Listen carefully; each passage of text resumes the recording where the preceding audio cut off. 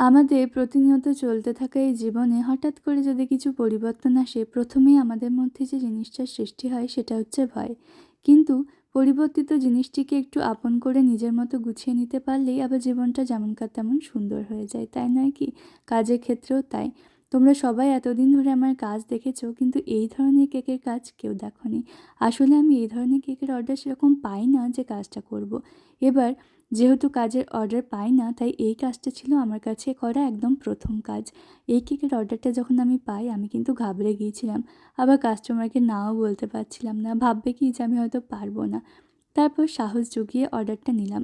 এই মোল্ড বলো কোনো কিছুই আমার কাছে ছিল না, সবটা নতুন করে কিনেছিলাম, কিন্তু আমার মধ্যে জেদ ছিল এই জিনিসটাকে আমাকে করতেই হবে, এবং এমনভাবে করতে হবে যাতে আমার কাস্টমারের অন্তত পছন্দ হয়। তো সেইভাবেই আমি কাজটা কমপ্লিট করেছিলাম।